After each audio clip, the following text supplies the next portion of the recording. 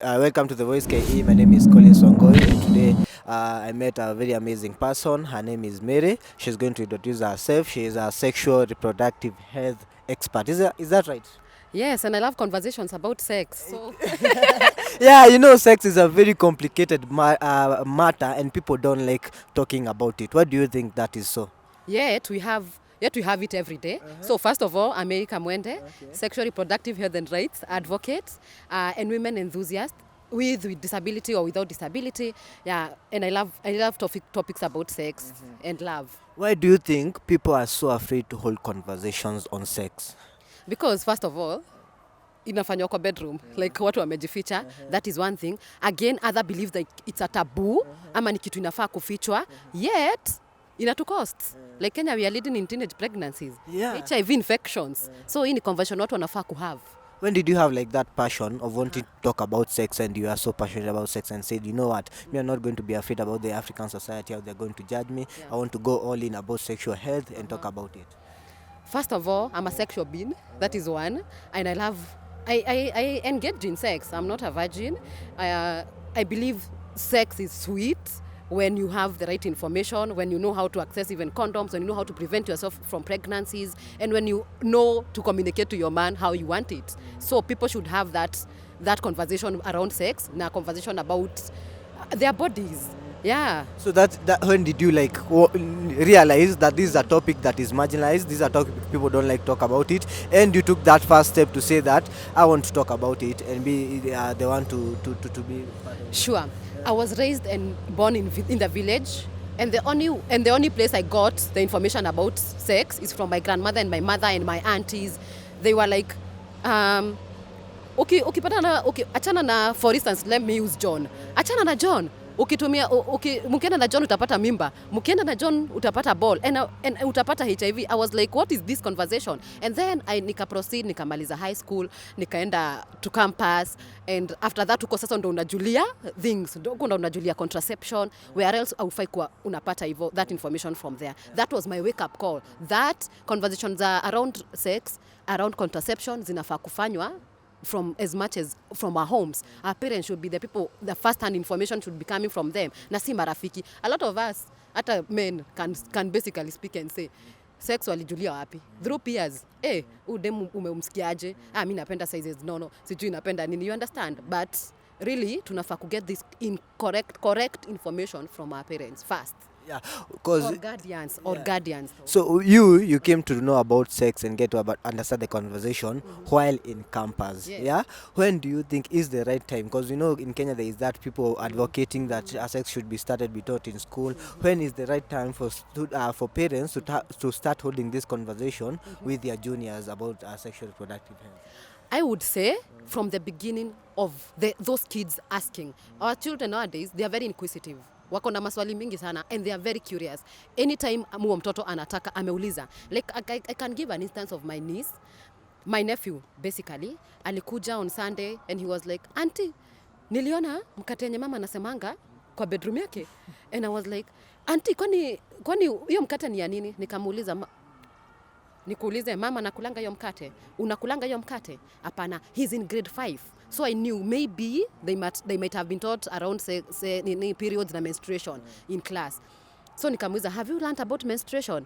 Akakuwa zile za, oh yes, the teacher taught us, and I knew that is the point. That is the entry point ya kumwambia about what the pad is na si mkate, and to demystify hiyo myth ya ati ni mkate. You know sisi wewe ulikuwa unajua inaitwa nini by the way? Mimi hata nilijua like after nimemaliza, I think hapo high school or something, that's when I realized about pad. I can give when I was in class 8.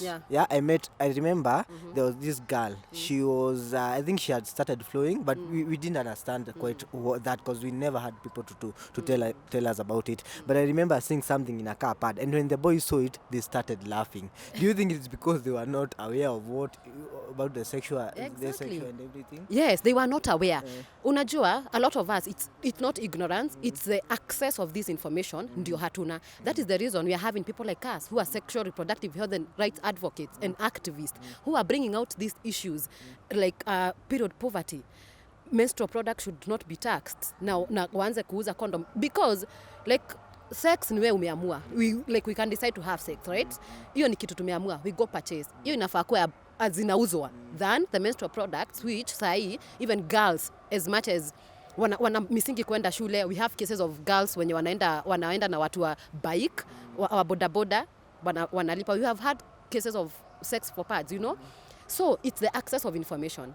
We should be able to speak out about these issues bila kusikia uoga, because these things are happening to us, you know. There are things that are happening around us. So going back to the story of my nephew, so nikajua this is the entry point ya kumwambia what this is. Hata ataenda kuambia my boyfriends ama classmates wake. So I told him, nikamuliza, have you learned about menstruation? Oh, the blood that teacher told us girls get to get. Nikamwambia, yes.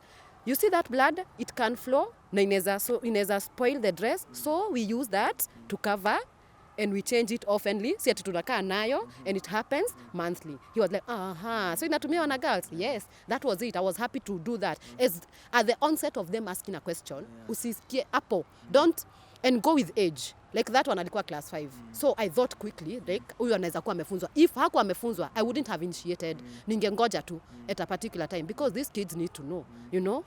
Because talking about sex, like in our traditional society and setup, like pia mimi nimelelewa ushago, it's a big taboo. Most of the children and people get to experiment. They go learn it from face. What do you think is the risk of parents not talking to their children about sexual reproductive health, and what risk does it bring when they get to go out there and learn by themselves? The risk is of fast teenage pregnancies. Elewa, pregnancy atapata, that is one. Hajui how to handle pregnancy. Munasema bado ni mtoto. The stigma around, kama alikuwa anaenda shule, ana drop off. Majority of girls waendi shule. Why? Because wengine wamekosa pads. Juu nakataa kumwambia what pads are from the onset. Have this conversation. Let female, even men, engage in these conversations. Muko literate. You can now start communicating to these girls. Risk yake ingine ni ya kuhave HIV. On top of HIV, there are other STIs and other STDs. Another one, they can have cervical cancer, you know, as much, because that's the onset of getting to be sexually active. Na HPV tunajua, if you're sexually active lazima you can get cervical cancer through it, because it's carried in the sperms. So a lot of illnesses, also mental torture.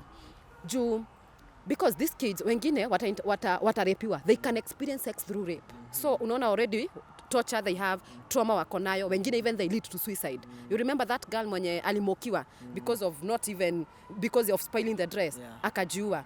Suicide cases, we can have them. Depression, we can have a lot of illnesses, STIs, and we can control them through giving them the right information. Kwanza watoto wa siku hizi, they are very curious. Na wanaweza kuja kukupima.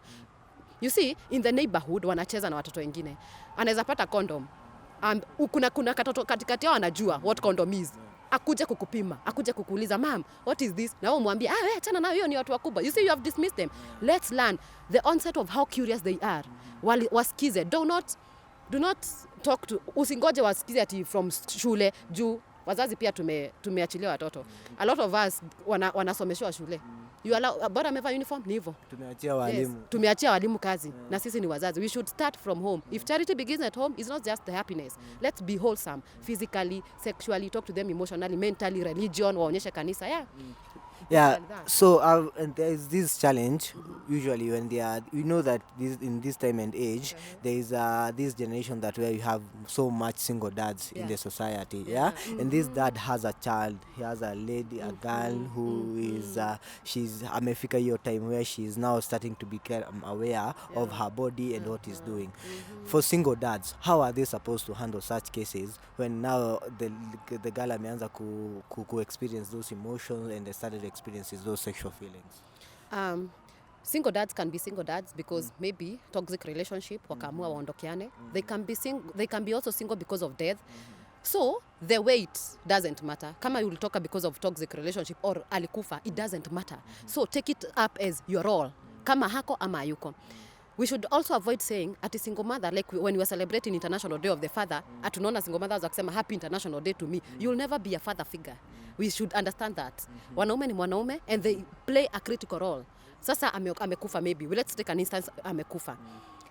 How you should start the conversation is, if you're not comfortable kuna female in your family who can walk this journey with you. Then we can't force you at juniwe unamlea, you're the breadwinner, umpe this information. Request even the aunties, your sisters, your nephews, anyone who you're comfortable with, ama unaweza mtrust, anaweza patia mtoto wako information. But if you can be able to do it because you're already grown, you understand periods, you understand HIV, unaelewa relationships, because at one particular time utawakataza kuwa in relationships, so speak to them if you can, but if you can't, you can request for help.